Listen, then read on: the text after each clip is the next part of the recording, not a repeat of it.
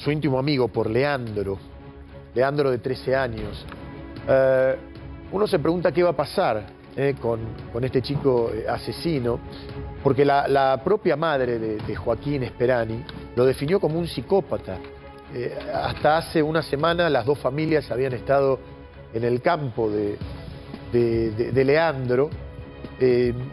Estaban siempre juntos. De hecho, las últimas imágenes caminan sin estrés, con mucha alegría, rumbo a la casa donde Joaquín iba a encontrar la muerte. Esta casa que estás viendo abandonada, a unos 120 metros del establecimiento educativo donde los dos acudían. Pero es impresionante toda la información que llega de una supuesta amistad que termina en esto. Y la pregunta es, porque hay distintos escenarios, y está Juan Pablo Gallego aquí con nosotros, ¿qué va a pasar con Leandro? Lo que sí sabemos es que por estar debajo de la ley de imputabilidad va a recuperar su libertad. El tema es cómo va a seguir viviendo en la Goulash, ¿no? Sí, Guille, es tremendo porque efectivamente no va a pasar nada porque el Estado no tiene herramientas para actuar. No va a pasar nada con un asesino de 13 años que mató a su mejor amigo. Tremendo porque escuchábamos que la propia mamá del fallecido así lo indica, ¿no? Perdón, y que le pegaron 18 golpes en la... Puede haber habido más gente, pero el que montó todo esto fue este chico, este adolescente. Claro, aparte que si este chico de 13 años pudo haber montado todo esto, incluso ocultar el cadáver en caso de policía... tomar su celular, esconderlo. Es realmente peligroso también para sí mismo y para terceros, ¿no? O sea, premeditó todo. Claro. Pero la justicia no tiene herramientas. Hoy se habla de que está detenido, está meramente aprehendido.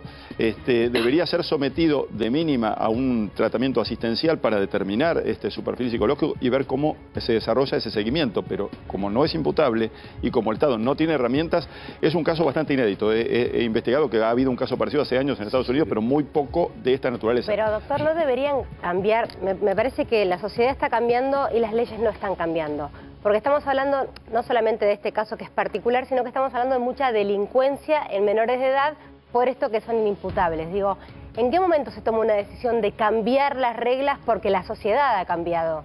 Es que en este caso la Argentina está gravemente en falta. Es de los pocos países, la Argentina, que no tiene un código de niñez y adolescencia que justamente contemple estos casos. Porque ¿qué haces con niños de este tipo? Víctimas y victimarios, por así decirlos. No haces nada como pasa acá. Entonces, vos tenés chicos de 12, 13, 14, que no estás ni siquiera intentando resocializarlos y que los dejás a la buena de Dios, desamparados en un caso y en otro. Pero realmente es un...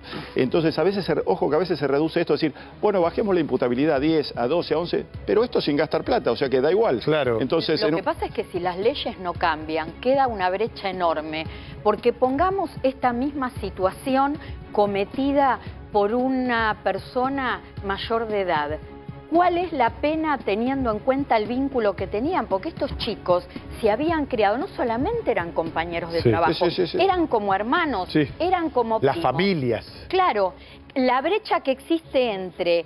Si lo comete una persona que es menor de edad, así es mayor. Es decir, una brecha enorme y un vacío enorme para todos. Es abismal, es de cero, de impunidad total a perpetua. Esa es la brecha que estás teniendo. Pero justamente el no gastar también en infraestructura, porque imagínate que en caso de que se pueda, digamos, tener retenido a un niño de este tipo, tiene que ser en una estructura distinta a la de él, a la de un asesino mayor. Pero tampoco el Estado gasta en esto, ¿no? Juan Pablo, ¿en qué países deberíamos basar? Digo, yo recuerdo cuando empecé a trabajar al principio de la década del 90, dos chicos de 10, 12 años en Liverpool arrastraron a un bebé de 2 años, lo masacraron, lo mataron, lo metieron en las vías y por supuesto, bueno, el chiquito murió y estos chicos fueron condenados a, creo que a 15 años de prisión. Después debieron cambiar su identidad, pero tenían... creo que 12 años cuando fueron condenados. Sí, dividió a la sociedad exactamente. Con toda la controversia que originó.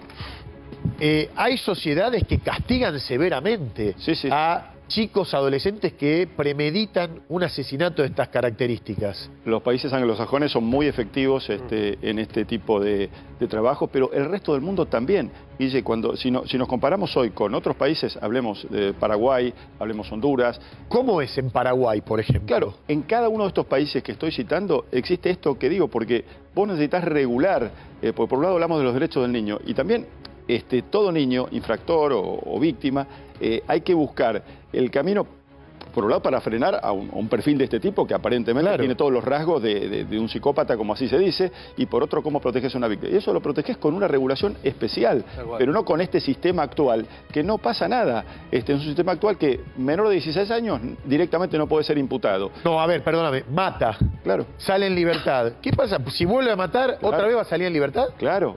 ¿Puede cometer 10 asesinatos y no pasa nada? Está generando impunidad en un posible delincuente a futuro que puede reiterar los hechos. Claro. El punto fundamental que es los psicólogos que lo entrevistan. Porque pueden decir que es peligroso para sí, para terceros y todo eso. Vos sabés que además, para sumar a todo esto, ¿cómo fue el camino de él? Porque muchos dicen, a ver, nosotros estamos viendo ahí imágenes de Joaquín en la bicicleta. Se va solo porque estaba yendo a la escuela. En realidad lo que aparentemente pasa es que se encuentra con quien va a ser después su asesino y después deja la bicicleta en la escuela y se van. Nadie advierte esto.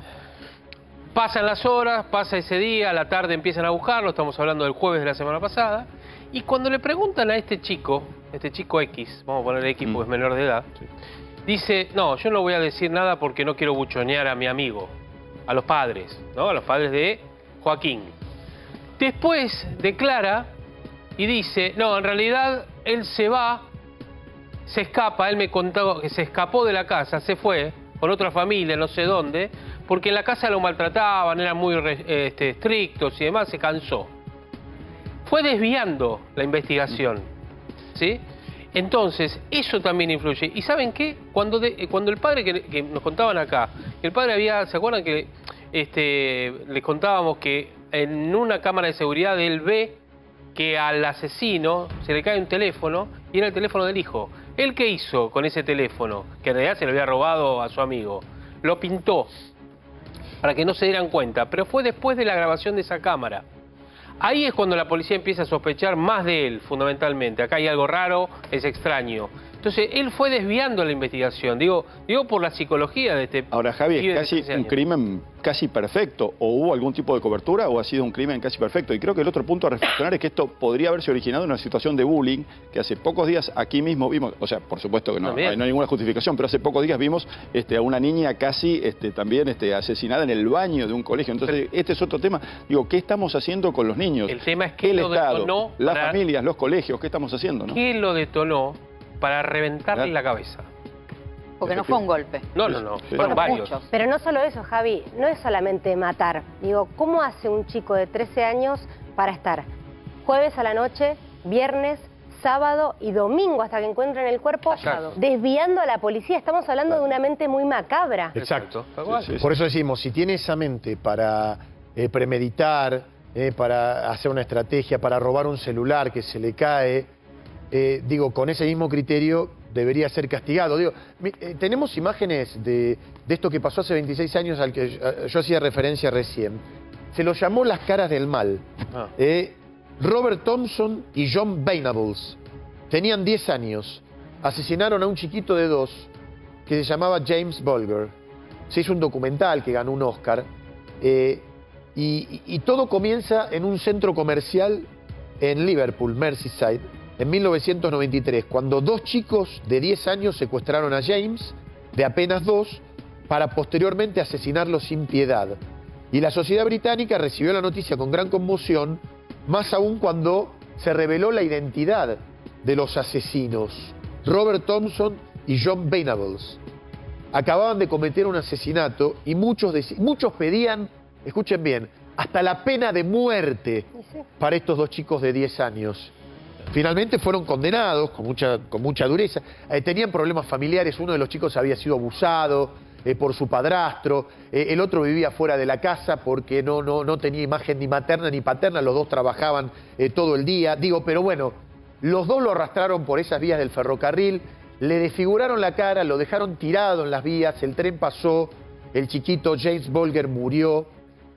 Se le escapó a la mamá, lo que generó después que se separaran. Bueno, toda una historia que se conoció en el mundo, pero acá fueron condenados a muchos años de prisión. Fueron condenados y expuestos. Además, expuestos lo cual generó una gran polémica. Claro, los que decían no se puede exponer, pero después de todos modos, la justicia o las leyes los terminan acompañando desde el momento que cuando quedan libres cambian la identidad. Cambiaron la identidad. Justamente para no poner en riesgo sus vidas. Exacto. Hoy trabajan en otros lugares de Inglaterra, pero digo, ¿cuánto deberían cambiar las leyes en Argentina? Muy bueno, Guille, ¿no? que pases este antecedente, porque si en este caso de Joaquín no pasa nada, estamos ante una situación muy grave. Y la verdad que hoy el Estado está atado de pies y manos. Fíjate lo que dice Angie y vamos a la analogía, digamos, porque este chico, si hizo todo lo que hizo lo mismo, un chico de 13 años, que todo un clan político en Chaco para perpetrar. Entonces, es gravísimo. Es verdad lo que está diciendo, sí. Entonces, hace esa analogía y es macabro. Estamos hablando que en una provincia un clan político puede desarrollar lo que un chico de 13 años en otra provincia lo realiza Ahora, solo. ¿qué pasa con este chico que,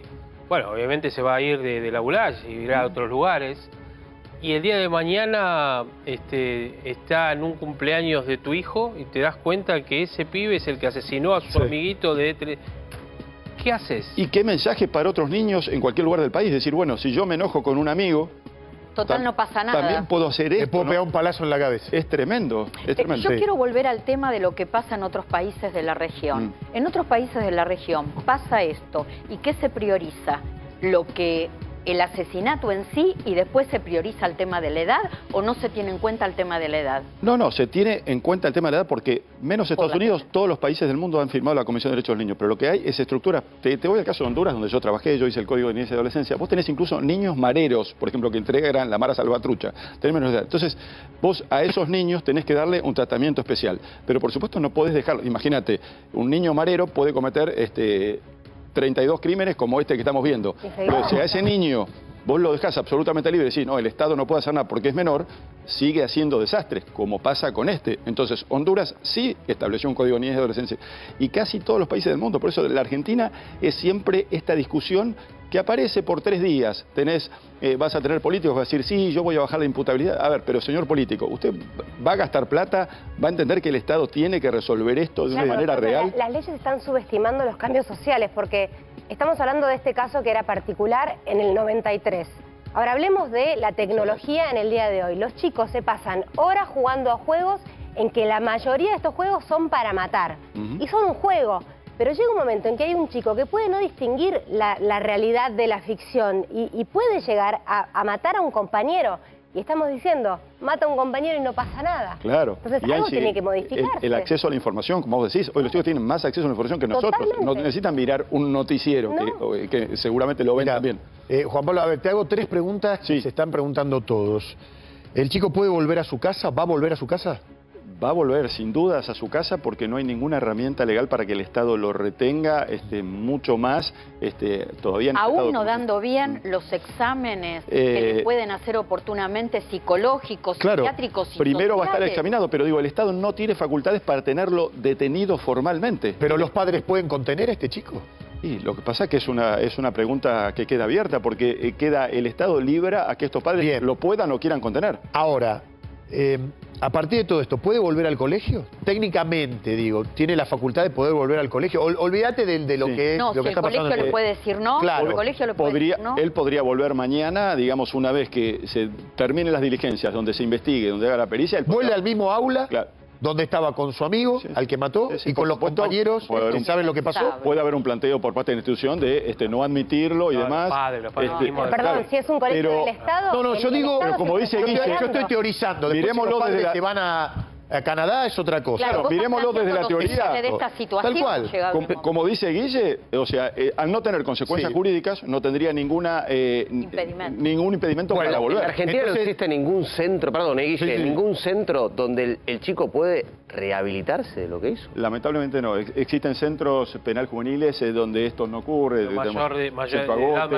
Mayores en el rango de 16 a 18 años, pero es muy poco lo que aquí se trabaja en resocializar y en rehabilitar. Prácticamente la Argentina, ese caso desnuda un vacío absoluto. Claro, porque digo, ha quedado vieja la ley, porque hoy los chicos de 13 años tienen acceso a tanta información que pueden producir hechos de estas ¿Ha habido, características. ¿Ha habido en la Argentina casos de estas características en la historia criminal del país? Yo prácticamente he estado investigando en la Argentina, yo no he visto un caso de esta naturaleza, pero también, como se decía acá, los tiempos...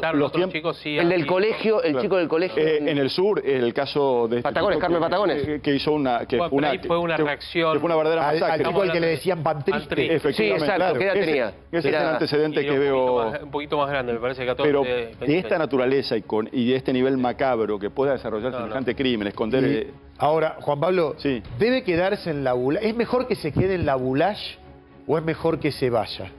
En cualquier lugar, sin ningún control, va a ser un riesgo. O sea, realmente... Claro, porque Para llegar a un los lugar padres, donde nadie lo mismo. conoce, porque si se queda en la Bulash, se sabe quién es. Tiene que haber una medida especial de protección para cualquiera que pueda quedar sometido a ese riesgo. Y la pericia que se haga tiene que tener una definición y la sociedad tiene que conocer cuál es el riesgo que se asume, porque sea en esta ciudad, sea en este mismo colegio o sea en otro, queda... Incluso en la familia, digo, en el ámbito familiar incluso. ¿Vos creés que podemos tener esperanzas de que este caso marque un antes y un después para Mira, las modificaciones de ley? Probablemente no, porque esto cuesta muchísimo dinero. Esto significa inversión. Esto significa inversión en la niñez, inversión en políticas activas por parte del Estado, y no lo hay. Acá en estos temas hay mucho eslogan y poco gasto y poco profesionalismo, con lo cual incluso habrá que ver qué psicólogos tiene a disposición el juzgado que interviene, a qué dictamen llega, porque pueden llegar a decir, bueno, fue un momento, pero entonces hay muy poca capacitación. Es tremendo, pero efectivamente este Miren caso la desnuda diferencia, un ¿no? vacío absoluto. Sí. La diferencia, digo, de tener un familiar preso, por un crimen también, Sí. preso por un crimen, a tener un hijo de 13 años que está en la casa a pesar de un crimen. Exactamente. Es complicadísimo Sí. hacia adentro y hacia afuera también. Sí, sí, no. Ahora, ¿él puede cambiar su nombre y apellido, su identidad, a los 13 años después de cometer este asesinato tan terrible? No sería un motivo para que, digamos, le sea aceptado por sí el cambio, pero actualmente el Código Civil nuevo permite, digamos, bajo distintas variables, cambios de identidad, como en el caso que vos mostraste. No sería en principio Está bien, el ¿y caso. quién paga por Joaquín? Bueno, indudablemente hay una responsabilidad de la familia. El punto es que penalmente no va a pagar nadie. Entonces, desde el punto de vista civil, habrá una responsabilidad de establecimiento, una responsabilidad de la familia del niño asesino, una responsabilidad del Estado, pero penalmente no hay responsables acá, salvo que se determine que ha existido participación, pero pareciera que hasta ahora no se habla de participación de adultos. Claro, bueno, es realmente impresionante, ¿no? Porque casi que con impunidad va a pasar todo esto, y si se queda en la Bulash, cosa que va a ser muy difícil, pero si se queda en la Bulash, va a convivir con aquellos que fueron compañeros también de el chiquito asesinado. Por eso lo digo de este modo así tan firme, no porque comparta, sino por lo que comparto es la preocupación de que efectivamente no va a ocurrir nada, y esto es lo tremendo. Claro, cuando no pasa nada es lo más dramático, después de un hecho tan dramático como el asesinato de este adolescente que estás viendo.